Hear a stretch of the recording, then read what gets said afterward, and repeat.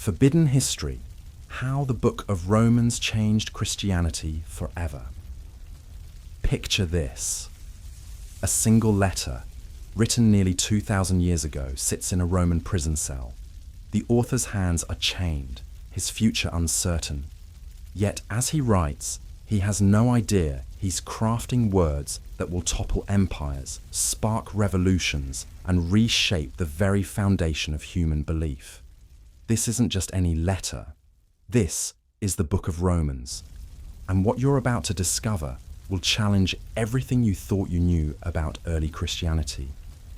Most people think they understand the Bible. They assume it's always been the unified, accepted text we know today. But here's what they don't tell you in Sunday school. The Book of Romans was so controversial, so dangerous to the established order, that it nearly tore the early church apart. Religious leaders tried to suppress it. Emperors banned it. Entire communities were persecuted simply for possessing copies of it. So, what made this particular letter so threatening? Why did a simple piece of correspondence from an imprisoned apostle become the most feared document in the ancient world? And how did it manage to survive centuries of persecution to become the cornerstone of modern Christianity? I'm about to take you on a journey through forbidden history. We're going to uncover the explosive truths that religious authorities hoped would stay buried forever. We'll explore how one man's radical message challenged not just religious doctrine, but the entire social and political structure of the Roman Empire. And by the end of this series, you'll understand why the Book of Romans didn't just change Christianity, it changed the world. But first, let me warn you. What you're about to learn might shake your faith to its core. Not because it will destroy what you believe, but because it will reveal just how revolutionary, how dangerous, and how utterly transformative the original Christian message really was. The year is approximately 57 AD. The Roman Empire stretches from Britain to North Africa, from Spain to the Middle East. It's the most powerful civilization the world has ever known. Roman gods fill the temples. Roman law governs the streets. Roman philosophy shapes the minds of intellectuals. Into this world steps a man who will challenge everything. His name is Paul of Tarsus, though he wasn't always known by that name. Born as Saul, he was once Christianity's greatest enemy. This wasn't some casual opponent. This was a man who made it his life's mission to hunt down followers of Jesus and drag them to prison. He carried official documents giving him authority to arrest Christians wherever he found them. He stood by approvingly as they were executed for their beliefs. Then something happened that defied every expectation, every prediction, every reasonable outcome. On a dusty road to Damascus, this fierce persecutor encountered the very person he'd been hunting. In a blinding flash of light, Jesus appeared to him. The conversation was brief, but earth-shattering. "Saul, why do you persecute me?" In that moment, everything changed. The hunter became the hunted. The persecutor became the persecuted. The enemy became the apostle. But here's what makes Paul's transformation so significant. He wasn't just any convert. His background as a Pharisee, his deep knowledge of Jewish law, his Roman citizenship, his Greek education, all of it would prove essential for what was coming next. Paul didn't just become a Christian. He became Christianity's most brilliant theologian, its most effective missionary, and ultimately, its most dangerous revolutionary. Because what Paul understood, what made him so threatening to both Jewish and Roman authorities, was that the message of Jesus wasn't just about personal salvation. It was about overthrowing the entire social order. Now you have to understand something about the Roman world Paul was entering. This wasn't a society where all religions were equal. Roman religion was deeply political. The emperor wasn't just a ruler, he was considered divine. Worshipping the Roman gods wasn't just about personal belief, it was about loyalty to the state. Refusing to participate in Roman religious ceremonies was tantamount to treason. The Jews had managed to secure a special exemption from these requirements. They were allowed to worship their one God because their religion was ancient and established. But Christianity was new, it was suspicious, and it was growing rapidly among all sorts of people: Jews, Gentiles, slaves, free citizens, men, women. This wasn't just another mystery religion confined to a particular social class. This was something that cut across every boundary Roman society had carefully constructed. Paul saw an opportunity. Rome was the center of the known world. All roads led to Rome, as they said. If he could establish a strong Christian community in the capital itself, the message would spread throughout the entire empire. But there was a problem. Paul had never been to Rome. He couldn't just show up and start preaching. He needed to lay the groundwork first. So he did something unprecedented in the ancient world. He wrote a letter, not a personal note to a friend, but a comprehensive, systematic explanation of his revolutionary message. This letter would need to stand on its own to convince people he'd never met of truths that challenged everything they'd been taught to believe. But Paul faced an enormous challenge. How do you explain something so radical, so completely different from everything people have ever known, that it requires them to rethink their entire worldview? How do you convince Jews that their ancient covenant with God has been fulfilled in ways they never expected? How do you tell Gentiles that their gods are false and their entire religious system is meaningless? How do you present a message that's simultaneously deeply Jewish and radically universal? The answer was to start with the one thing everyone could agree on: the problem of human nature itself. Paul began his letter not with good news, but with devastating bad news. He painted a picture of humanity that was so dark, so hopeless, so utterly without redemption, that his readers would be forced to acknowledge their desperate need for a solution they could never provide for themselves. This wasn't popular preaching. This wasn't feel-good spirituality. Paul systematically dismantled every source of human pride, every basis for self-righteousness, every reason to believe that people could earn their way to God through their own efforts. He argued that all humans, regardless of their background, education, or moral achievements, stood condemned before a holy God. But here's where Paul's genius became apparent. Just when his readers were ready to despair, just when they realized the hopelessness of their situation, he introduced the solution. And it wasn't what anyone expected. The solution wasn't more rules. It wasn't better behavior. It wasn't religious rituals or philosophical wisdom or political reform. The solution was a person, Jesus Christ, and what he had accomplished through his death and resurrection. Paul argued that Jesus had done what no one else could do. He had satisfied the demands of divine justice while simultaneously expressing divine love. This was revolutionary theology, but it was also revolutionary politics. Because if salvation came through Jesus alone, then all the traditional markers of social status became meaningless. It didn't matter if you were Jewish or Gentile, slave or free, male or female, rich or poor. Everyone stood on equal ground before God. Everyone needed the same salvation. Everyone could receive the same grace. Do you see how dangerous this was? In a society built on rigid hierarchies, where your birth determined your destiny and your social class defined your worth, Paul was proclaiming a message that made all such distinctions irrelevant in the most important area of all: your relationship with God. The Jewish religious leaders were outraged because Paul was saying their special status as God's chosen people didn't give them automatic access to salvation.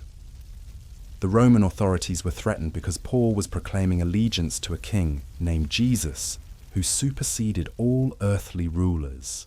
The philosophers were offended because Paul was claiming that human wisdom was insufficient to understand divine truth. But Paul wasn't finished. Having established that salvation came through faith in Christ alone, he then tackled the most practical question his readers would have. What does this mean for how we actually live? If we're saved by grace and not by keeping rules, Does that mean rules don't matter anymore? If God forgives our sins, can we just keep sinning? Paul's answer was both profound and practical. He explained that true faith inevitably produces transformation, not because people are trying to earn God's approval, but because they've already received it. Not because they're afraid of punishment, but because they've been set free from condemnation. Not because they have to change, but because they want to change. This was a completely different way of thinking about moral behavior. Instead of external rules enforced by fear, Paul described internal motivation driven by love. Instead of conformity to social expectations, he called for authentic transformation from the inside out. Instead of religious performance designed to impress others, he advocated for genuine spirituality that flowed from a changed heart. The implications were staggering. If Paul was right, then everything the ancient world understood about religion, morality, and social order was fundamentally flawed.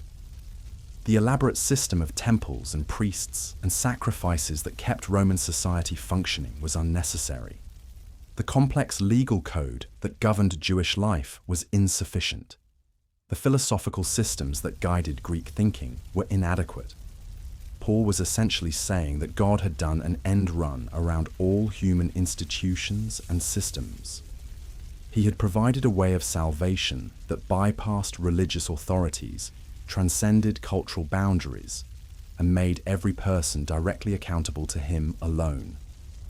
But perhaps most threatening of all was Paul's vision of what this new community of believers would look like. He described a group of people who owed their ultimate allegiance not to Rome, but to God's kingdom. People who followed not the emperor's commands, but Christ's teachings. People who found their identity not in their nationality or social status, but in their relationship with Jesus. This wasn't just a religious movement. This was the blueprint for an alternative society. And the Roman authorities knew it. They could see where this was heading. If Paul's message took hold, if people really started believing that their primary citizenship was in heaven rather than on earth, the entire foundation of imperial rule would crumble. That's why the book of Romans was so dangerous. It wasn't just theology, it was treason. It wasn't just spirituality, it was sedition. It wasn't just a religious document, it was a manifesto for revolution. And the most remarkable thing about it, Paul knew exactly what he was doing. He understood the risks he was taking, the enemies he was making, the consequences he would face. But he also believed that the truth he was proclaiming was so important, so earth-shattering, so desperately needed, that it was worth any price he might have to pay. As we continue this journey through forbidden history, we'll discover how Paul's letter reached Rome, how it was received by the early Christian community, and how it began to spread throughout the empire despite fierce opposition from both religious and political authorities. We'll explore the specific teachings that made it so controversial and see how those same ideas continue to challenge conventional thinking today. But most importantly, we'll uncover the story that's been hidden for too long. The story of how one man's radical vision of human dignity, divine grace, and spiritual freedom became the foundation for a movement that would eventually transform the entire world. The revolution was just beginning, and it all started with a letter. The letter Paul was crafting would need to do something unprecedented. It had to explain the unexplainable, defend the indefensible, and convince people of a truth so radical that it would sound like madness to most who heard it. But Paul had learned something during his years of persecution that would prove invaluable. He understood exactly how his opponents thought. Remember, this wasn't a man writing from the ivory tower of academic theology. Paul had once been on the other side. He had memorized every argument against Christianity. He had crafted every objection. He had seen every weakness in the early believers' reasoning. Now, as he prepared to write his masterpiece, all of that knowledge would work in his favor. The genius of Romans lies not just in what Paul said, but in how he said it. He structured his argument like a master prosecutor building a case, anticipating every possible objection and systematically dismantling each one. But unlike a prosecutor seeking condemnation, Paul was working toward acquittal, not through legal technicalities, but through a complete redefinition of justice itself. He began with something every person in the Roman Empire could observe: the moral decay surrounding them. The great civilization that had conquered the known world was rotting from within. Corruption ruled the halls of power. Violence filled the streets. Sexual perversion was celebrated as sophistication. The very gods the Romans worshipped were depicted as liars, adulterers, and murderers. But here's where Paul's argument became brilliant. He didn't just point fingers at Roman paganism. He turned his attention to the Jews, the very people who considered themselves morally superior to their Gentile neighbors. With surgical precision, Paul demonstrated that having God's law didn't automatically make someone righteous.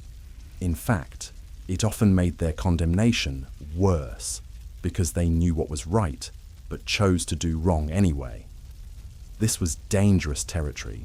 Paul was a Jew himself, writing to a community that included many Jewish believers. He was essentially saying that the entire foundation of Jewish religious identity, their special relationship with God through the law of Moses, was insufficient for salvation. The very thing that made Jews proud of their distinctiveness was actually evidence of their need for something greater. But Paul wasn't finished dismantling religious pretensions. He then turned his attention to the philosophers and intellectuals who believed human reason could discover divine truth. With devastating logic, he showed that for all their wisdom, they had failed to find God. Their elaborate systems of thought had led them not to enlightenment, but to confusion. Their pursuit of truth had resulted in the worship of lies. By this point in his letter, Paul had systematically eliminated every possible source of human confidence. Jews couldn't trust in their law. Gentiles couldn't trust in their reason. Religious people couldn't trust in their rituals. Moral people couldn't trust in their behavior. Intellectual people couldn't trust in their wisdom. Everyone, absolutely everyone, stood condemned before a holy God. This wasn't a popular message then, and it isn't now. Human beings naturally want to believe they can earn God's approval through their own efforts. Every religion in the ancient world taught some version of this idea. Be good enough, pray hard enough, sacrifice enough, and the gods will accept you. Paul was saying that all such efforts were not just insufficient, they were insulting to God. But then came the pivot that changed everything. Just when his readers were ready to close the letter in despair, Paul introduced a concept so revolutionary it would reshape human thinking forever: justification by faith alone. The word justification was legal terminology that every Roman citizen would understand. It meant being declared righteous in a court of law, being acquitted of all charges, being pronounced innocent.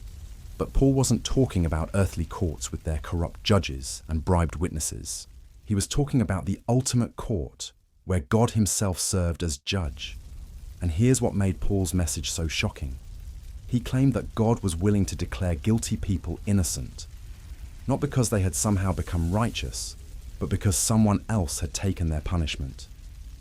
Jesus Christ, the Son of God, had lived the perfect life that no human could live, and had died the death that every human deserved to die. This wasn't just forgiveness. Forgiveness implied that the crime had been overlooked or forgotten. Paul was describing something far more radical: the complete transfer of guilt from the criminal to an innocent substitute, and the complete transfer of righteousness from the substitute to the criminal. In God's courtroom, when he looked at a believer, he didn't see their failures. He saw Christ's perfection. The implications of this teaching were staggering. If righteousness came through faith in Christ rather than through human effort, then every system of merit-based religion was obsolete.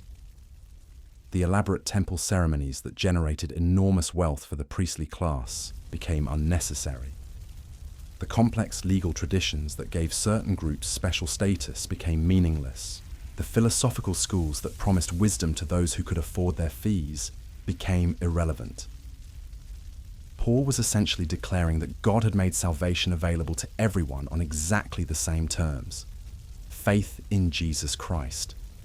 No prerequisites, no waiting periods, no graduated levels of acceptance, no special qualifications based on birth, education, or social standing. The beggar on the street and the senator in the forum could both receive the same salvation through the same faith in the same Savior. But this raised an obvious question that Paul knew his readers would ask. If salvation is free and forgiveness is guaranteed, what's to stop people from living however they want? If God's grace covers all sins, why not just keep sinning so that grace can abound even more? Paul's response revealed the depth of his understanding of human nature and divine grace. He explained that genuine faith doesn't just change a person's legal status before God, it changes their very nature. Someone who has truly experienced God's love doesn't want to keep hurting the one who saved them. Someone who has been set free from slavery to sin doesn't want to go back to wearing chains. This was a completely different approach to morality than anything the ancient world had seen. Instead of external rules enforced by punishment, Paul described internal transformation, motivated by gratitude. Instead of behavior modification through fear, he presented heart change through love. Instead of conformity to social expectations, he advocated for authentic righteousness that flowed from a new identity. The practical implications were revolutionary. In a society where your behavior was determined by your social class, Paul was saying that all believers, regardless of their background, were called to the same standard of holiness. Slaves and masters, Jews and Gentiles, men and women, all were expected to live as children of God. This created immediate problems. How were Jewish believers supposed to relate to Gentile believers who didn't follow kosher dietary laws?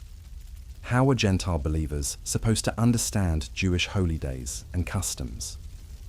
How were free citizens supposed to treat slaves who were now their spiritual brothers and sisters? How were women supposed to function in a religious community where they were being treated as spiritual equals? Paul's answer was both simple and profound. Love. Not sentimental emotion, but practical, sacrificial concern for others' welfare. Love that was willing to give up personal preferences for the sake of unity. Love that put others' spiritual growth ahead of individual rights. Love that reflected God's own character and served as evidence of genuine faith. But even as Paul was writing about love and unity, he knew that his letter would create division. He understood that his message would be seen as a direct threat to established authority structures. Religious leaders would lose their special status. Political rulers would face subjects who owed ultimate allegiance to a higher king. Social conventions would crumble under the weight of spiritual equality. The early Christians who received Paul's letter weren't naive about the dangers they faced. They knew that proclaiming Jesus as Lord was tantamount to declaring Caesar was not. They understood that meeting in secret to worship Christ could be interpreted as seditious conspiracy. They were aware that their new lifestyle would mark them as different, suspect, dangerous. Yet the letter spread. Copies were made by hand in dim candlelight. Portions were memorized and recited in whispered gatherings. The message traveled along trade routes and through personal relationships, finding its way into the most unexpected places. Slaves shared it with their masters. Soldiers discussed it in their barracks. Merchants carried it to distant ports, and everywhere Paul's words went, they created the same reaction. Fierce opposition from those in power, and eager acceptance from those who had never been offered real hope before. The letter that had begun as a careful theological argument was becoming the rallying cry for a movement that would reshape the world. The authorities tried everything to stop it. They burned copies when they found them. They imprisoned people caught with the text. They tortured believers to make them reveal where other copies were hidden. They offered rewards for information about Christian gatherings where the letter was being read and discussed. But it was too late. The ideas had already taken root. The revolution had begun, and it all traced back to that single letter, written by a man in chains, who understood that the most powerful force in the universe wasn't Roman military might or political authority or religious tradition. It was truth. Dangerous, transformative, irresistible truth that would not be silenced, could not be contained, and would not be stopped. As the underground network of believers continued to spread Paul's revolutionary message, something unprecedented began happening across the Roman Empire. This wasn't just religious conversion. This was social upheaval on a scale that threatened the very foundations of ancient civilization. Picture this. In the marble halls of Roman villas, slaves were quietly teaching their masters about a kingdom where the last would be first. In the crowded tenements of the poor districts, former criminals were explaining forgiveness to victims of their crimes. In the exclusive philosophical schools of Athens, scholars were abandoning centuries of intellectual tradition for the simple message of a crucified carpenter. The letter that Paul had crafted with such careful precision was doing exactly what he had intended and what the authorities had feared. It was creating a new kind of human being. People who had been transformed by Paul's message didn't just think differently. They lived differently. They acted differently. They related to each other in ways that defied every social convention the ancient world had established. But here's what made this transformation so dangerous to the existing order. It wasn't confined to private religious experience. Paul's theology had immediate, visible, political consequences. When someone truly believed that all humans were created equal in God's sight, they couldn't help but question why society treated people so differently. When someone embraced the idea that ultimate authority belonged to God rather than Caesar, they inevitably began to see earthly power structures in a new light. The Roman Empire had built its success on a simple principle: know your place and stay in it. Citizens above non-citizens, free above slaves, men above women, Romans above barbarians, rich above poor. The system worked because everyone understood the hierarchy and accepted their position within it. Social mobility was limited, but social stability was absolute. Paul's letter shattered this carefully constructed order, not through violent revolution or political rebellion, but through something far more subversive, a complete redefinition of human worth and dignity. If every person was made in God's image, if Christ had died for slave and emperor alike, if the same salvation was available to all regardless of their social status, then what possible justification could there be for the brutal inequalities that defined Roman society? The implications rippled outward in ways that even Paul might not have fully anticipated. Christian masters began treating their slaves as brothers and sisters. Christian wives started expecting their husbands to love them sacrificially rather than simply commanding obedience. Christian citizens refused to participate in the violent entertainment that filled Roman amphitheaters. Christian soldiers struggled with orders that contradicted their new moral convictions. Each of these individual changes might have been manageable, but when they occurred simultaneously across the empire, when they began to cluster in certain cities and regions, when they started affecting commerce and taxation and military recruitment, the authorities finally understood what they were dealing with. This wasn't just another mystery religion that people practiced in private while maintaining their public obligations. This was a comprehensive worldview that demanded total allegiance and transformed every aspect of human existence. The persecution that followed was unlike anything the ancient world had ever seen. Not because it was particularly brutal. The Romans had always been efficient at violence, but because it targeted ideas rather than just actions. Previous persecutions had focused on specific behaviors: don't rebel, don't avoid taxes, don't disrupt public order. But Christians were being punished for what they believed, not just what they did. The authorities developed increasingly sophisticated methods for identifying believers. They would demand that suspects offer incense to the emperor's statue or curse Christ's name.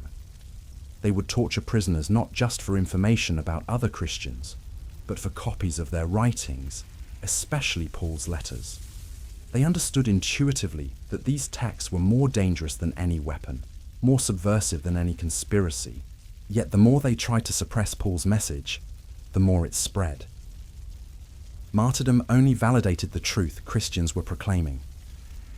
When believers faced death with inexplicable peace and joy, when they forgave their executioners and prayed for their persecutors, they provided the most powerful possible testimony to the reality of their faith. The letter to the Romans became a handbook for understanding why such radical transformation was possible. Paul had explained that believers were no longer slaves to fear, including the fear of death. He had described a life empowered by God's Spirit, sustained by God's love, and secured by God's promises.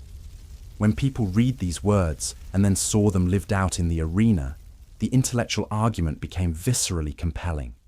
But persecution wasn't the only challenge Paul's letter created for the early church. Success brought its own problems. As Christianity began attracting people from different backgrounds and social classes, the unity Paul had described in theory became difficult to maintain in practice. How do you create genuine fellowship between a wealthy Roman matron and a freed slave from Gaul?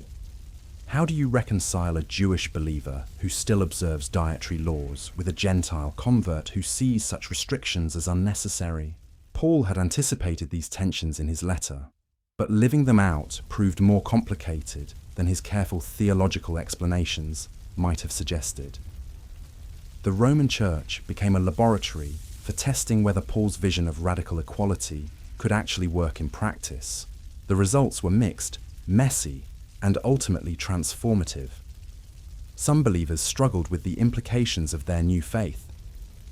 Jewish Christians found it difficult to abandon traditions that had defined their identity for centuries.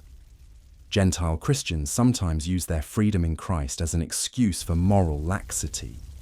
Wealthy believers were tempted to use their resources to gain influence within the church, recreating the very power dynamics that Paul's message was supposed to eliminate. Yet gradually, imperfectly, the vision Paul had articulated began to take shape.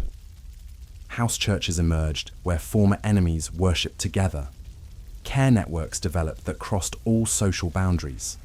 Leaders arose not because of their worldly status, but because of their spiritual maturity and sacrificial service. The transformation wasn't just internal to the Christian community. As believers lived out Paul's teachings, they began to influence the broader culture in ways that their small numbers shouldn't have made possible. Christian physicians treated patients regardless of their ability to pay. Christian merchants conducted business with unprecedented honesty. Christian teachers educated students without regard to their social class. These practices gradually began to reshape Roman expectations about morality and social responsibility. Concepts that had been foreign to pagan culture, universal human dignity, sacrificial love for strangers, care for the vulnerable, slowly began to seem normal, even desirable.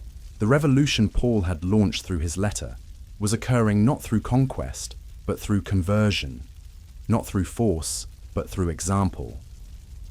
Perhaps most significantly, Paul's theological framework provided early Christians with intellectual resources for engaging the sophisticated philosophical traditions of the ancient world. This was an anti-intellectual faith that required believers to abandon reason. Paul had demonstrated in Romans that Christian truth could withstand rigorous examination, that it could answer the deepest questions about human existence, that it could provide a more satisfying account of reality than any competing system. As educated converts joined the movement, they began to develop this potential. They showed how Paul's insights about human nature illuminated problems that Greek philosophers had struggled with for centuries. They demonstrated how his understanding of divine justice resolved tensions that had plagued legal theorists. They revealed how his vision of human community offered solutions to social problems that political thinkers had been unable to solve. The letter that had begun as Paul's attempt to introduce himself to the Roman Church was becoming the foundation for a new intellectual tradition. Christian schools emerged where Paul's writings were studied alongside classical texts. Christian scholars began producing sophisticated treatises that demonstrated the rational superiority of biblical worldview. Christian apologists engaged in public debates with pagan philosophers and consistently demonstrated the logical coherence of their faith. But even as Christianity was gaining intellectual respectability, it maintained its subversive edge. Paul's central message, that salvation came through grace rather than merit, that God's love was unconditional, that human worth was inherent rather than earned, continued to challenge fundamental assumptions about how society should be organized. The tension between Christianity's growing cultural influence and its radical core message would define the next phase of church history. As we'll see, the very success that Paul's letter helped to generate would create new challenges that he could never have anticipated. The movement that began with a handful of believers meeting in secret would eventually become the official religion of the empire it had once threatened to overthrow. But that transformation would come at a cost. The question facing future generations of Christians would be whether Paul's revolutionary vision could survive the transition from persecuted minority to dominant majority, whether the dangerous truths contained in Romans could maintain their transformative power when they were no longer forbidden. The underground fire that Paul had ignited through his letter was about to burst into the open, changing not just individual hearts, but entire civilizations. The forbidden history was about to become official doctrine, and the world would never be the same. The year is 312 AD. Constantine stands at the Milvian Bridge, staring across the Tiber River at his rival Maxentius. Tomorrow's battle will determine who rules the Western Roman Empire, but tonight, something extraordinary happens. Constantine claims to see a vision in the sky, a cross of light with the words, "In this sign, conquer." What Constantine doesn't realize is that he's about to fulfill a prophecy that Paul had written nearly 3 centuries earlier. The very letter that had once been banned, burned, and buried was about to become the foundation of imperial policy. The forbidden text was about to become required reading, but this transformation would create a crisis that Paul never anticipated. You see, Paul had written Romans for a persecuted minority. His theology was forged in the fires of suffering, shaped by the reality of believers who had nothing to lose and everything to gain. But what happens when that same theology suddenly finds itself wielding the sword of state power? What happens when the dangerous truth becomes official doctrine? The answer would shock even Paul himself. When Constantine issued the Edict of Milan in 313 AD, legalizing Christianity throughout the Roman Empire, he unknowingly triggered the greatest theological crisis in church history. Suddenly, the faith that had thrived in catacombs and house churches was being debated in marble halls and imperial palaces. The message that had once been whispered in secret was now being proclaimed from the steps of the Senate. But here's what most people don't understand about this transition. Constantine didn't convert to Christianity. Christianity converted to Constantine. The emperor may have claimed to see a vision of Christ, but what he actually created was a version of Christianity that bore little resemblance to what Paul had envisioned in Romans. Think about it. Paul had written about a kingdom where the last would be first and the first would be last. Constantine created a church hierarchy that mirrored the rigid structure of Roman government. Paul had proclaimed that there was neither Jew nor Greek, slave nor free, male nor female in Christ. Constantine's church maintained all the social distinctions of pagan society. Paul had declared that Christians owed ultimate allegiance to God alone. Constantine demanded that bishops swear loyalty oaths to the emperor. The contradiction was so stark that many believers initially refused to accept Constantine's conversion as genuine. They had lived through decades of persecution. They had seen friends and family members tortured and killed for refusing to compromise their faith. Now they were being told that the same empire that had martyred their loved ones was suddenly Christian. But the allure of acceptance, of respectability, of power was too strong to resist. Within a generation, the church that had once been the empire's greatest threat became its most reliable supporter. Bishops who had once hidden in caves now lived in palaces. Priests who had once served communion with hunks of bread now celebrated Mass with golden chalices.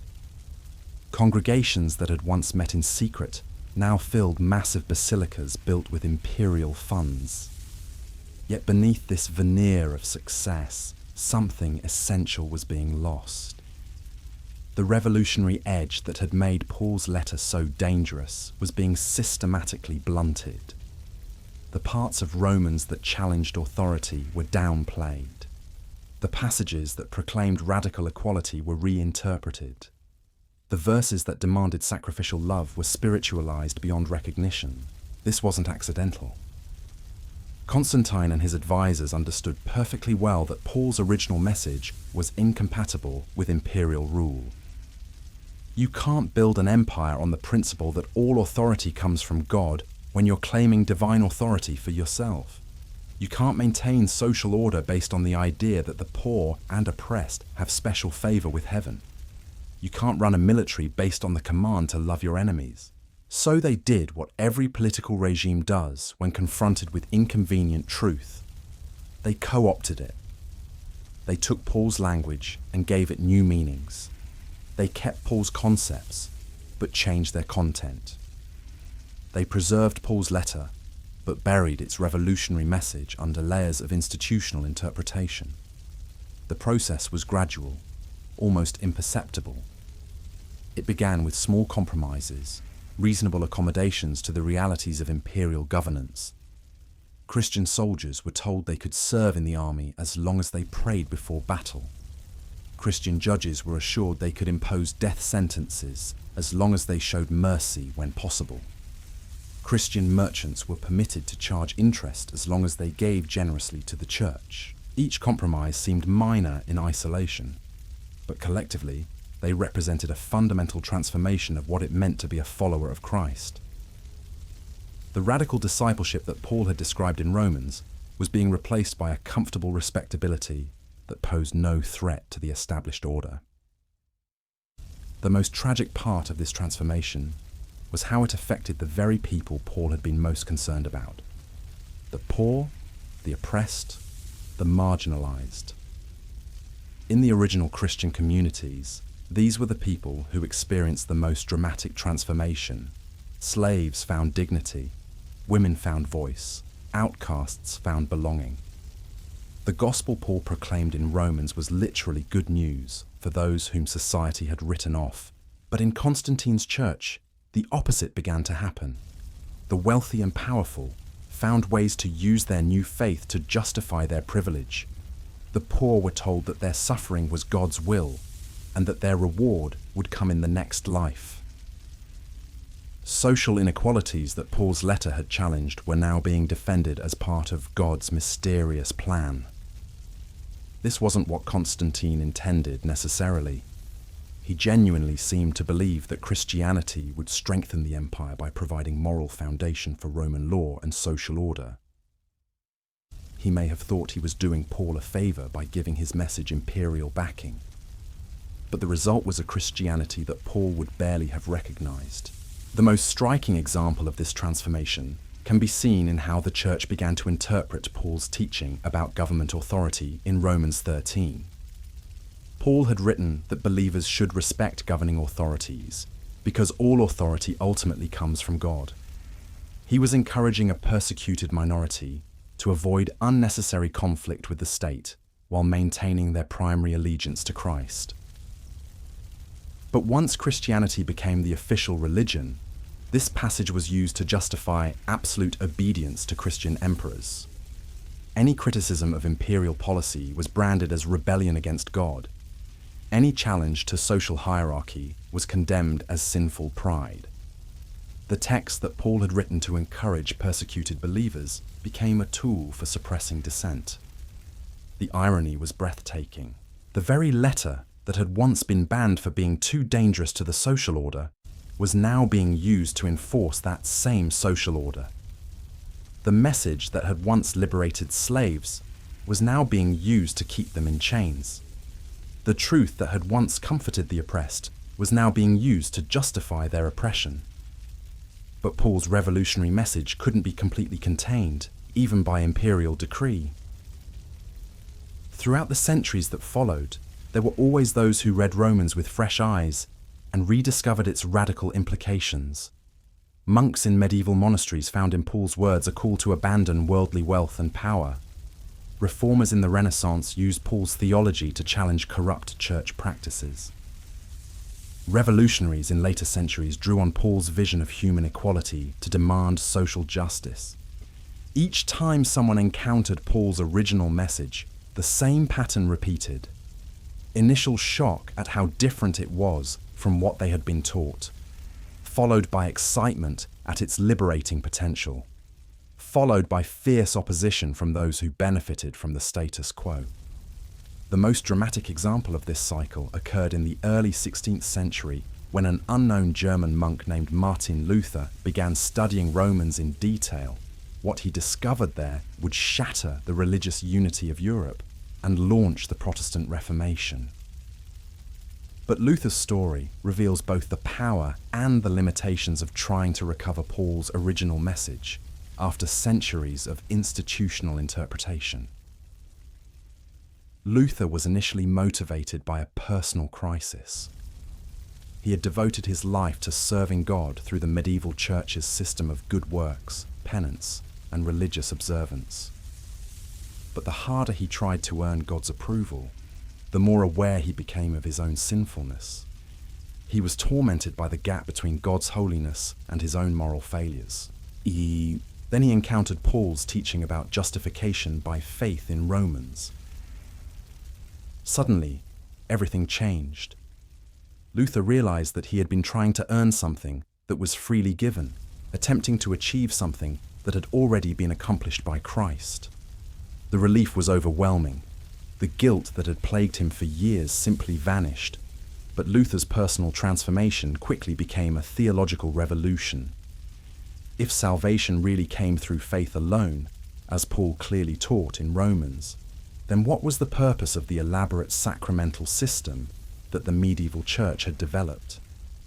If righteousness was credited to believers rather than earned through religious performance, then why were people being told they needed to buy indulgences, make pilgrimages, and perform penance?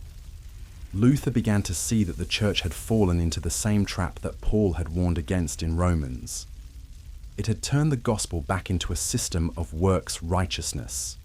The very institution that was supposed to proclaim Paul's message of free grace had made salvation conditional on human effort once again. When Luther posted his 95 Theses on the church door in Wittenberg in 1517, he thought he was simply calling for academic debate about certain questionable practices. He had no idea he was launching a revolution that would split Christianity permanently and reshape the political map of Europe. But the authorities understood immediately what was at stake. Luther wasn't just challenging a few corrupt practices, he was questioning the entire foundation of medieval Christendom. If Paul was right about justification by faith, then the church's claim to control salvation through its sacraments was false. If Paul was right about the priesthood of all believers, then the church's hierarchical structure was unnecessary. If Paul was right about the authority of Scripture, then the church's tradition-based claims to power were illegitimate. The response was swift and predictable. Luther was declared a heretic. His writings were banned and burned. His followers were persecuted and killed. The same pattern that had played out with the early Christians was repeating itself. Truth-tellers were being silenced by those who benefited from the lies. But this time, the outcome was different. The printing press had been invented, making it impossible to suppress Luther's ideas completely. Political circumstances had created powerful rulers who were eager to challenge papal authority. Most importantly, Luther's message resonated with ordinary people who had long sensed that something was wrong with the Church's teaching, but hadn't been able to articulate what. The Protestant Reformation that followed wasn't just a religious movement, it was a social and political revolution. Countries that embraced Luther's interpretation of Romans also embraced new forms of government, new economic systems, and new social arrangements. The dangerous truth that Paul had proclaimed was once again reshaping entire civilizations. Yet even the reformers couldn't fully escape the patterns that had corrupted Christianity under Constantine. Protestant countries developed their own forms of religious coercion. Reformed churches created their own hierarchies and power structures. Lutheran territories enforced their own forms of orthodoxy through civil authority. The problem wasn't with any particular institutional form. It was deeper than that. The problem was the persistent human tendency to domesticate dangerous truth, to make radical message serve conventional purposes, to transform liberating gospel into oppressive religion. This pattern continues to this day. Every generation of Christians faces the same choice that confronted Constantine's church and Luther's reformers. Will they embrace the full implications of Paul's message in Romans, with all its disruptive consequences? Or will they find ways to tame it, to make it safe, to render it harmless to their own interests and assumptions? The forbidden history we've been exploring isn't just ancient history. It's happening right now in churches and seminaries and Christian institutions around the world. The same forces that once tried to suppress Paul's letter are still at work, still trying to domesticate its dangerous message, still attempting to make the gospel serve human agenda rather than God's purposes. But the truth has a way of breaking free. In every generation, there are those who encounter Paul's words with fresh eyes and discover their revolutionary power. They realize that Romans isn't just about personal salvation. It's about God's plan to transform the entire world. They understand that justification by faith isn't just a doctrine to be believed. It's a reality to be lived out in radical discipleship. These are the people who carry forward the authentic legacy of Paul's letter. They may not always be recognized by the established church. They may not always be welcomed by religious authorities. But they are the ones who ensure that the forbidden history continues to unfold, that the dangerous truth continues to spread, that the revolution continues to advance. The story we've been telling isn't finished. It's still being written, one life at a time, one community at a time, one generation at a time, and the next chapter could be written by you, if you have the courage to embrace the full implications of what Paul really wrote in that letter to the Romans so long ago. Because here's what those in power discovered after Luther. You can't put the genie back in the bottle. Once people started reading Romans for themselves, once they began to understand what Paul was actually saying, the old systems of control began to crumble. And this terrified the authorities, both religious and secular, more than any army ever could. The decades following the Protestant Reformation saw an explosion of underground movements, each one claiming to have rediscovered the true meaning of Paul's letter. These weren't just theological disputes, they were full-scale challenges to the entire social order that had dominated Europe for 1,000 years. In England, groups calling themselves levelers began reading Romans and concluding that all men were created equal before God and therefore should be equal before the law. They demanded universal suffrage, religious freedom, and the abolition of aristocratic privilege. Their leaders were imprisoned, their meetings banned, their pamphlets burned. But their ideas spread like wildfire through the common people who had finally found biblical justification for what they had always known in their hearts.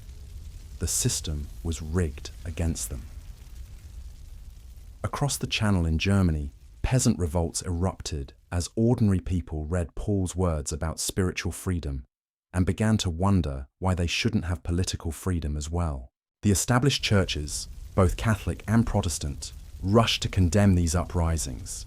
They insisted that Paul's message was purely spiritual, that it had nothing to do with earthly politics or social conditions. But the peasants weren't buying it.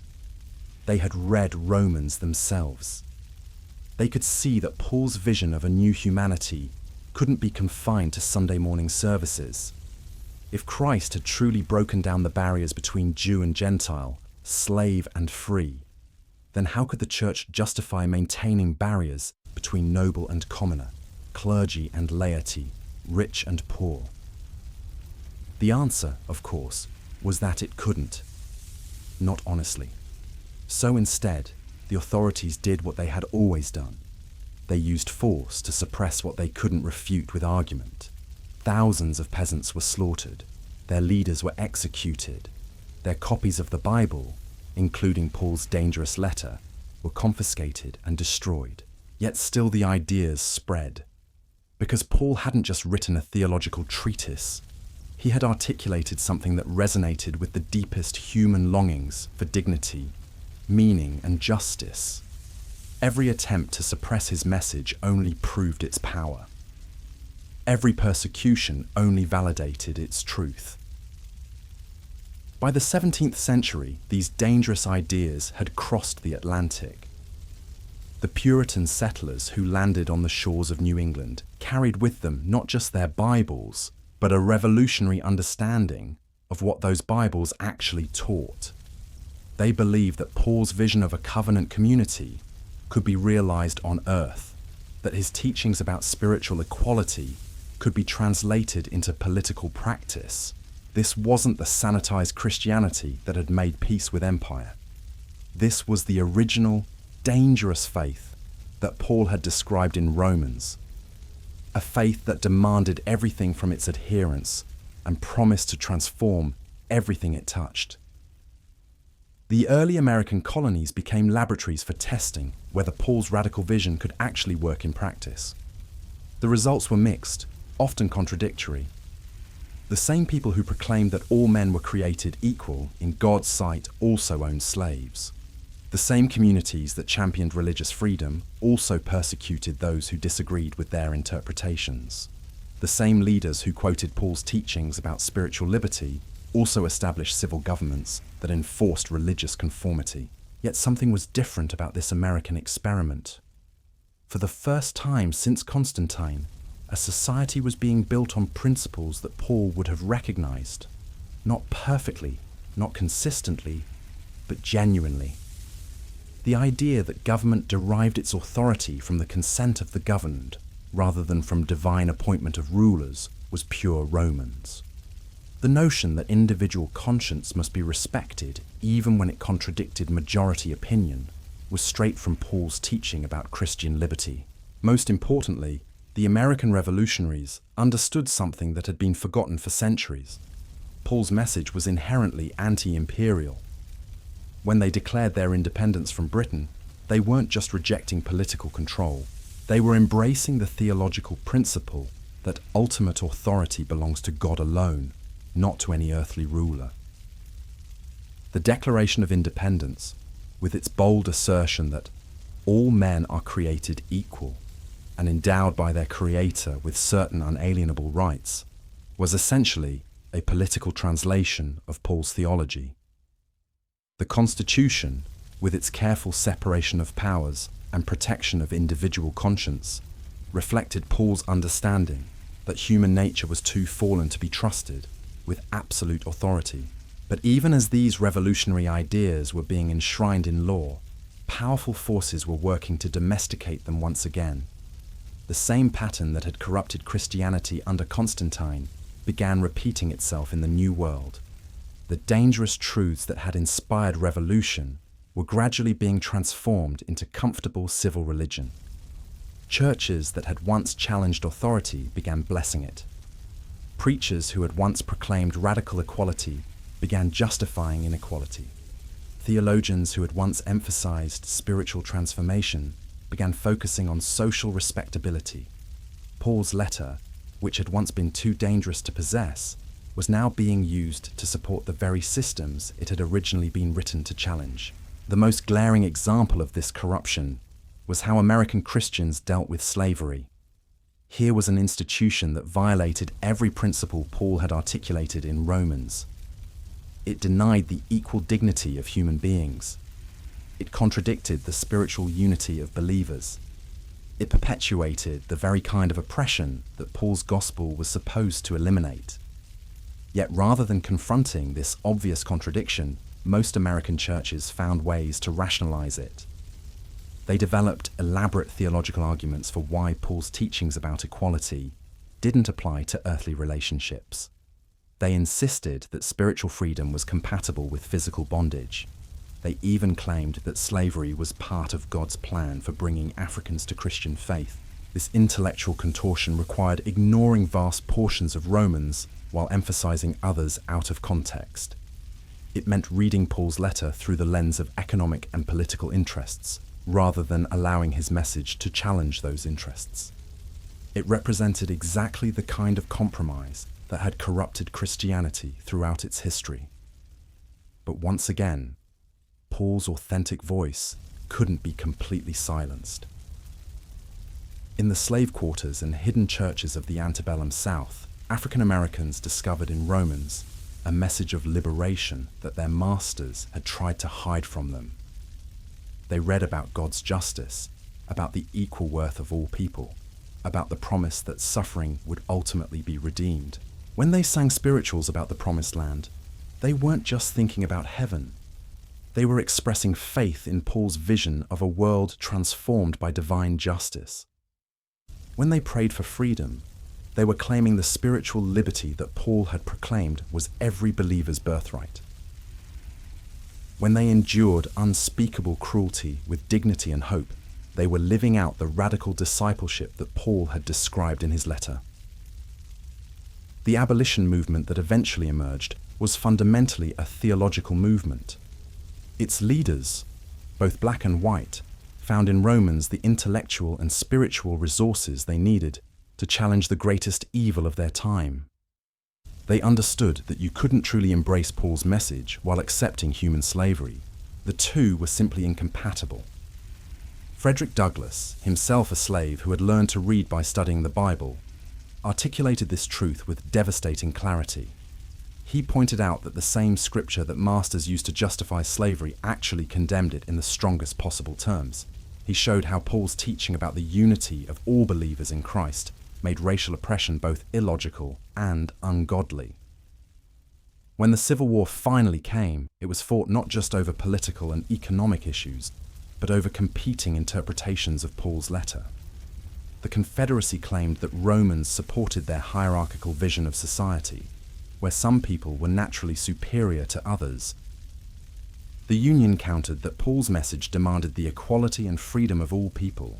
The war outcome seems to vindicate the Union's interpretation. Slavery was abolished.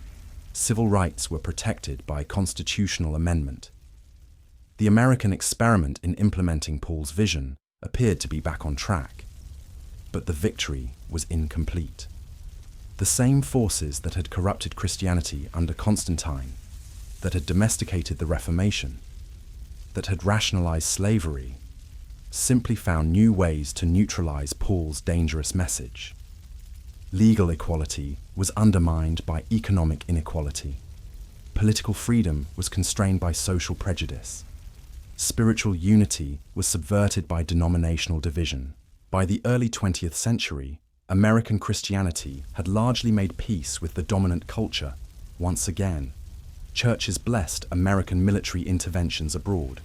Preachers proclaimed that wealth was a sign of God's favor. Theologians developed doctrines that made faith compatible with any political or economic system. Paul's letter was still read, still studied, still quoted. But its revolutionary edge had been dulled. Its dangerous implications had been safely contained within the boundaries of personal piety and private morality. The message that had once threatened empires was now being used to support American empire. Yet beneath the surface, the old fire was still burning. In black churches in the South, Paul's vision of racial equality continued to inspire resistance to segregation. In immigrant communities in the North, his teachings about human dignity sustained hope for a better life. In missionary movements around the world, his call to radical discipleship motivated extraordinary sacrifice and service. The 20th century would see this underground fire burst into flame once again. The civil rights movement, liberation theology, the global spread of Pentecostalism, all of these movements found their theological foundation in recovering the authentic meaning of Paul's letter to the Romans. They represented a return to the dangerous transformative Christianity that Paul had originally envisioned. But they also faced the same opposition that had confronted every previous attempt to live out Paul's radical message. Established churches resisted change. Political authorities used force to maintain order. Cultural elites dismissed religious challenges to their privilege. The pattern was ancient, but the stakes had never been higher. Because by now, Paul's dangerous ideas had spread far beyond the boundaries of Christianity itself. The principles he had articulated, human equality, individual dignity, moral accountability, ultimate justice, had become part of the intellectual foundation of modern civilization. Secular movements for human rights drew on concepts that Paul had first developed in Romans. International laws protecting individual conscience reflected principles that Paul had defended against imperial pressure. Democratic institutions embodied Paul's insight that all authority must be limited and accountable. The forbidden history that had begun with a letter written by a man in chains had become the foundation of the modern world's highest aspirations. But it remained as controversial, as challenging, as dangerous as ever. Because Paul's vision still demand complete transformation of human relationships, not just in religious communities, but in every sphere of life. Today, as you listen to this story, the same choice faces you that has confronted every generation since Paul first put pen to papyrus. Will you embrace the full implications of his message, with all its unsettling consequences for your own life and assumptions? Or will you find ways to domesticate it, to make it safe, to render it compatible with your existing priorities and allegiances? The forbidden history continues to unfold. The dangerous truths continue to spread. The revolution continues to advance. And the next chapter in this extraordinary story could be written by anyone willing to discover what Paul really meant when he declared that the gospel is the power of God for salvation to everyone who believes.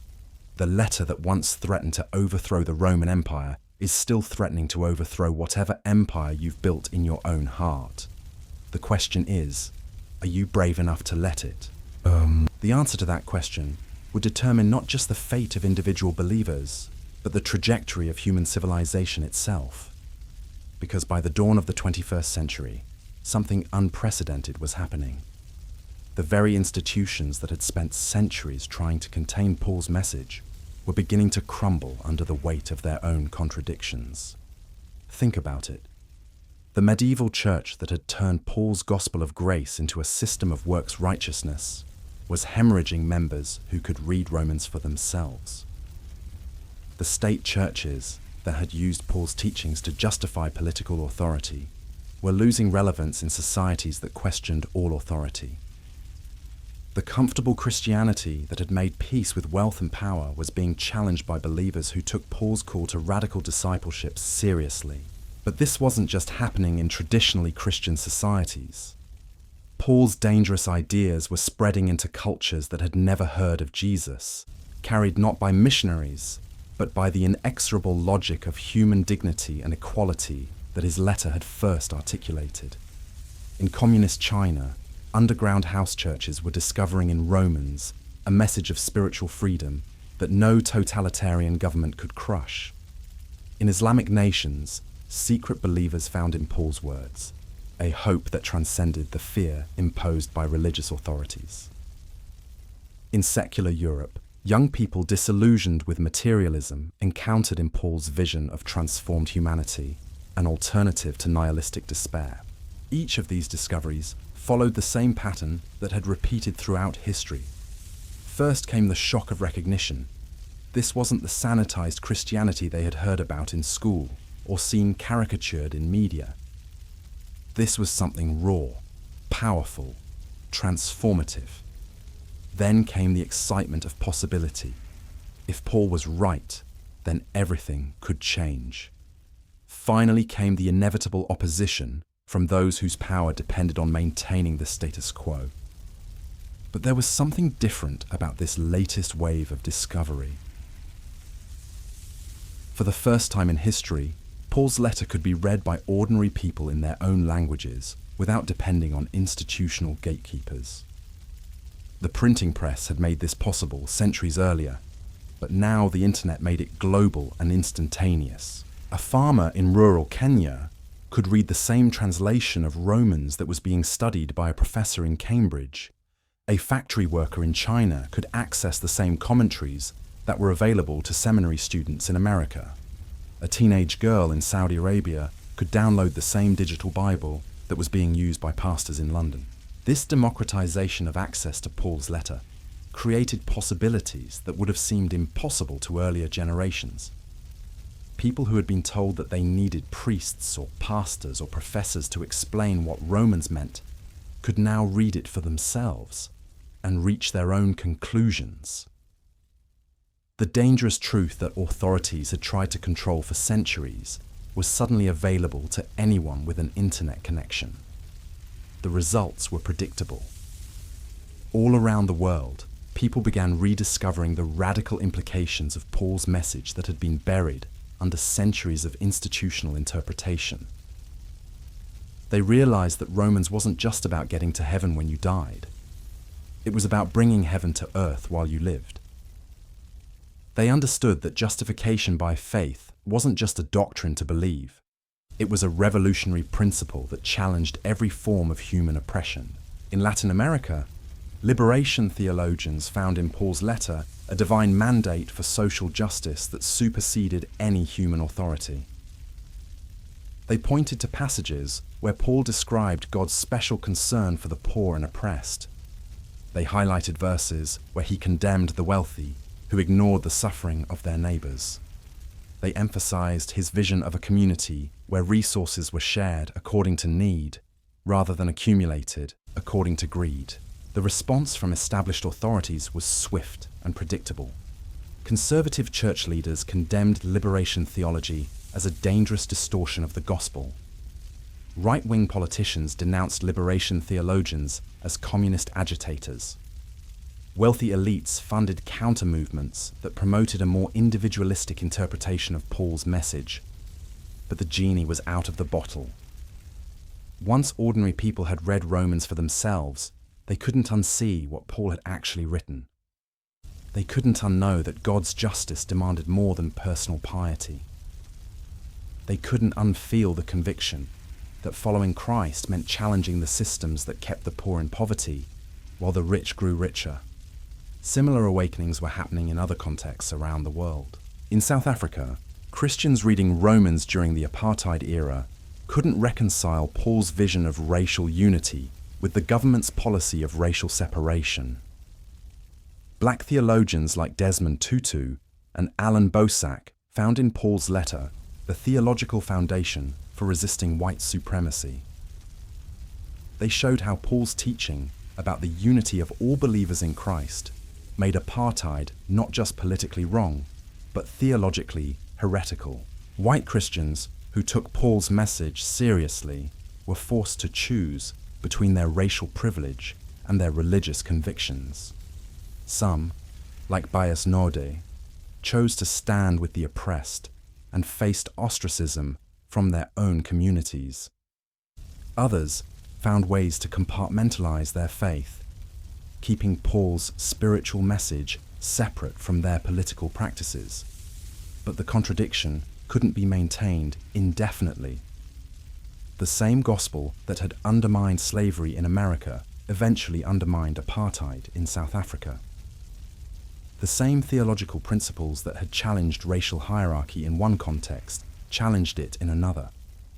Paul's vision of a new humanity where there was neither Jew nor Greek proved stronger than any human attempt to maintain artificial divisions. In Eastern Europe, Christians living under communist regimes discovered in Romans a message of hope that totalitarian governments couldn't extinguish. They found in Paul's teaching about the ultimate authority of God a reason to resist the ultimate authority claimed by the state. They drew from his description of spiritual freedom the courage to maintain their human dignity even under the most dehumanizing circumstances. When the Berlin Wall finally fell in 1989, it wasn't just political forces that brought it down. It was also the cumulative effect of millions of people who had internalized Paul's message that human beings were created for something higher than submission to earthly powers. The revolution that began with a letter written in a Roman prison cell had finally reached the communist prisons of the 20th century.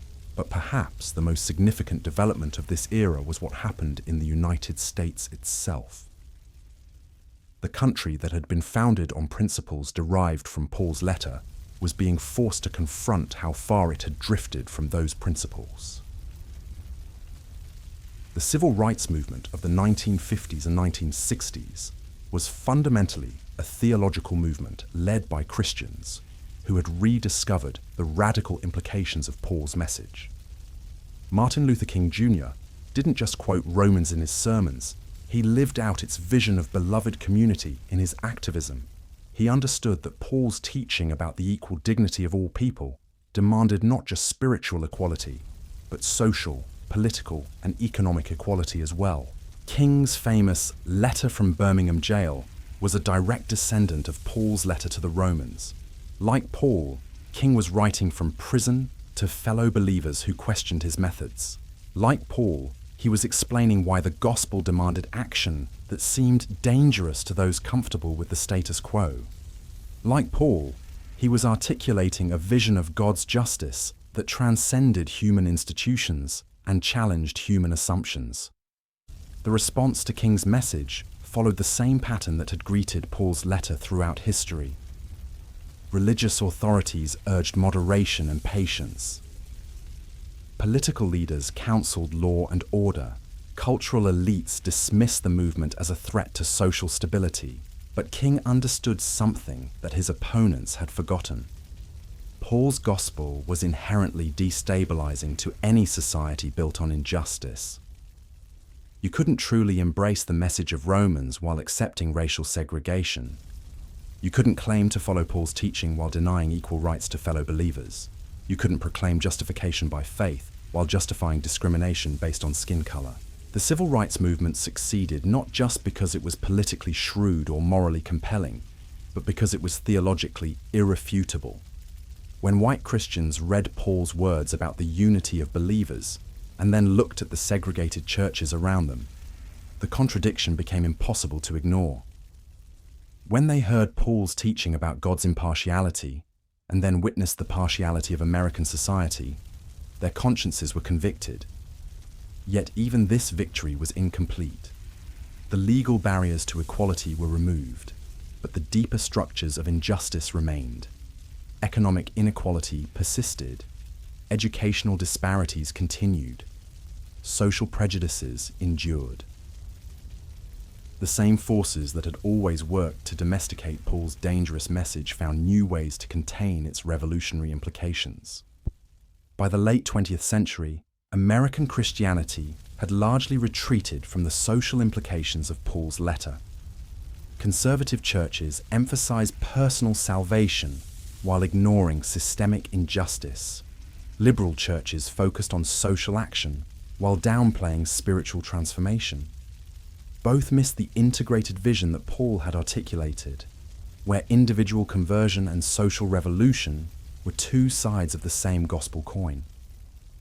But Paul's message refused to stay contained.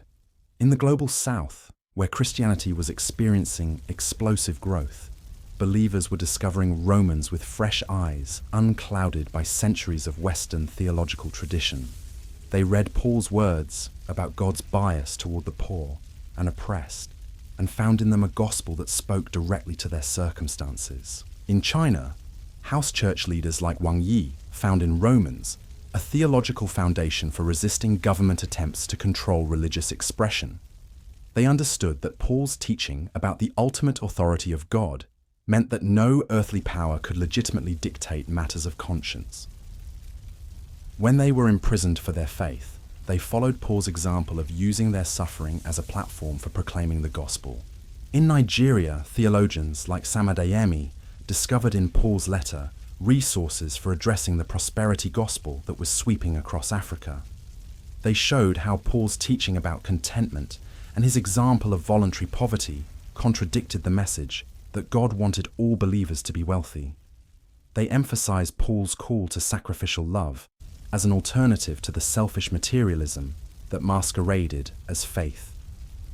In Brazil, Pentecostal leaders found in Romans a vision of spiritual empowerment that transcended social boundaries. They saw in Paul's description of life in the Spirit a promise that God could transform even the most marginalized communities. Their churches became centers not just of worship, but of education, healthcare, and economic development. Each of these movements faced opposition from established authorities who preferred a more controllable version of Christianity. But the pattern that had repeated throughout history continued. The authentic message of Paul's letter proved more powerful than any attempt to suppress it. The dangerous truth kept spreading, kept transforming lives, kept challenging systems of oppression. As the 21st century progressed, new challenges emerged that tested whether Paul's ancient message could speak to contemporary realities. Globalization created unprecedented wealth for some, while leaving billions in poverty. Technology connected people across the world, while isolating them from their neighbors. Environmental degradation threatened the very survival of human civilization. Could a letter written 2,000 years ago really address problems that Paul could never have imagined?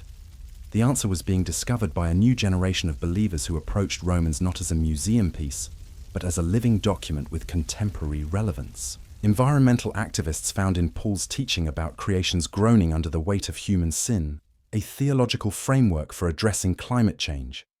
They saw in his vision of creation's ultimate redemption a hope that motivated ecological stewardship. They understood that his call to sacrificial love extended to caring for the planet Go that had entrusted to human care. Social entrepreneurs discovered in Paul's description of the early Christian community a model for economic relationships based on sharing rather than hoarding. They created businesses that prioritized purpose over profit, that measured success by lives transformed rather than wealth accumulated, that embodied Paul's vision of mutual care and support. Anti-trafficking organizations found in Paul's condemnation of slavery a divine mandate for fighting modern forms of human bondage. They understood that his teaching about the equal dignity of all people meant that no one could be treated as property, that his vision of freedom in Christ demanded freedom from all forms of exploitation. Each of these applications of Paul's message faced the same skepticism that had greeted every previous attempt to live out its radical implications. Critics argued that Romans was about spiritual matters, not social or political ones. They insisted that Paul's concern was with eternal salvation, not temporal welfare. They claimed that his vision of transformation was purely individual, not structural or systemic. But those who studied Paul's letter carefully knew better. They could see that he had never separated spiritual and social concerns, that his vision of salvation included both personal and communal transformation, that his understanding of the gospel had implications for every aspect of human existence. The debate wasn't really about what Paul had written. The text was clear enough for anyone who read it honestly. The debate was about whether contemporary believers would have the courage to embrace the full implications of his message, just as their predecessors had been challenged to do throughout history. Because the truth was becoming increasingly obvious, the world desperately needed the kind of transformation that Paul had described in Romans. The old systems weren't working. The established authorities couldn't solve the problems they had helped create. The conventional wisdom was proving inadequate to address the challenges facing human civilization. What was needed was exactly what Paul had offered: a complete reimagining of human relationships based on divine love rather than human power, a radical reorientation of priorities that put spiritual values ahead of material ones, a revolutionary commitment to justice that challenged every form of oppression and inequality. The question facing the 21st century was the same one that had confronted every generation since Paul first wrote his letter. Would people have the faith to believe that such transformation was possible, and the courage to make it reality? The forbidden history we've traced through these pages isn't just ancient history, it's the story that's still being written today. In refugee camps and corporate boardrooms, in house churches and university classrooms, in slums and suburbs around the world, people are still discovering the dangerous truth that Paul proclaimed 2 millennia ago. And every time they do, the same choice presents itself that has confronted believers throughout the centuries. Will they allow Paul's message to transform not just their personal lives, but their entire world? Or will they find ways to domesticate it, to make it safe, to render it harmless to their existing assumptions and allegiances? The revolution that began with a letter from prison continues to unfold. The dangerous truths continue to spread. The transformation continues to advance, one heart at a time, one community at a time, one generation at a time. And now, it's your turn to decide. Will you join this ancient revolution? Or will you remain a spectator to the most important story ever told? Will you discover what Paul really wrote in that letter to the Romans?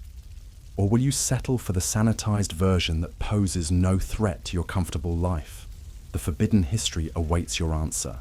The dangerous truth calls for your response. The revolution needs your participation.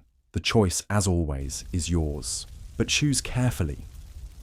Because once you truly understand what Paul wrote in Romans, once you grasp the full implications of his radical message, there's no going back to the way things were before.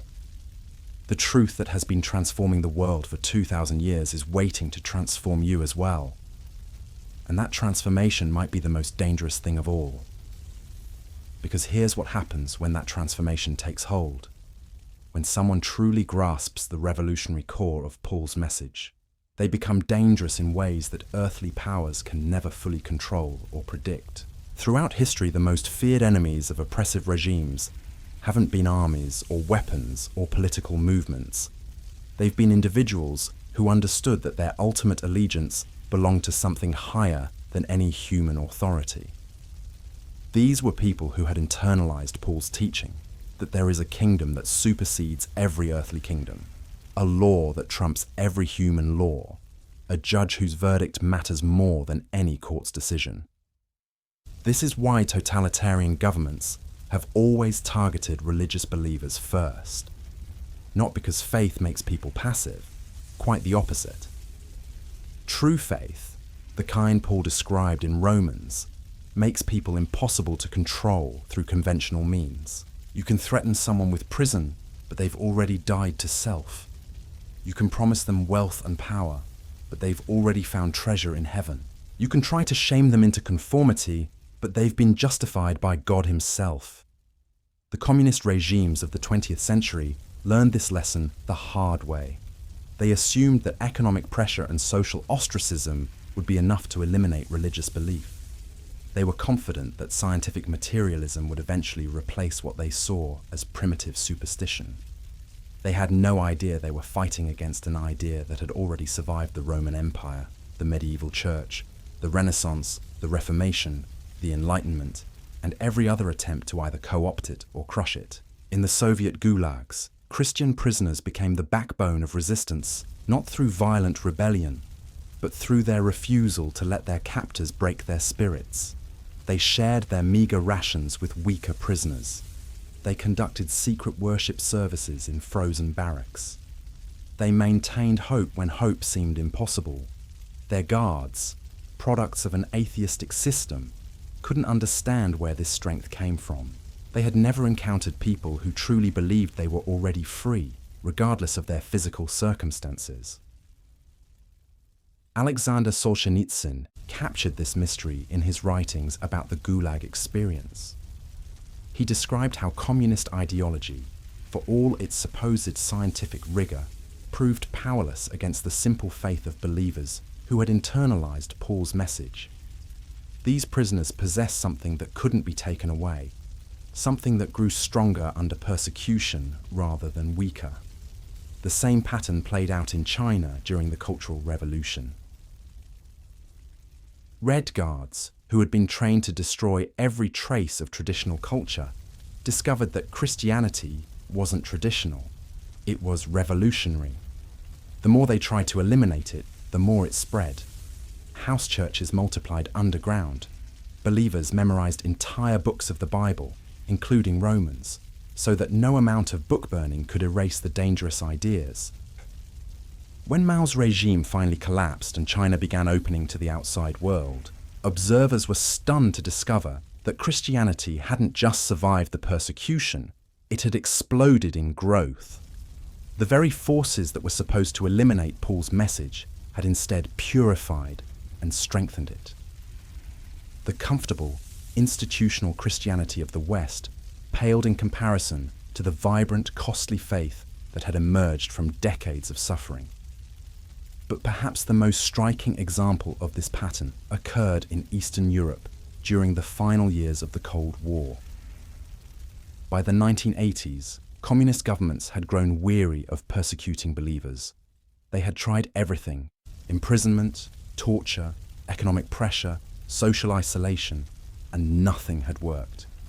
If anything, persecution seemed to make Christianity more attractive, not less. From a Roman prison cell to the halls of power, from underground churches to global movements, the Book of Romans has never stopped changing the world. Paul's revolutionary message, that salvation comes through faith alone, that all people are equal before God, that ultimate authority belongs to heaven, not earth, remains as dangerous today as it was 2,000 years ago. Every generation faces the same choice: embrace the full implications of Paul's radical gospel, or find ways to domesticate it. The forbidden history continues to unfold, waiting for those brave enough to discover what the apostle really wrote and bold enough to live it out completely.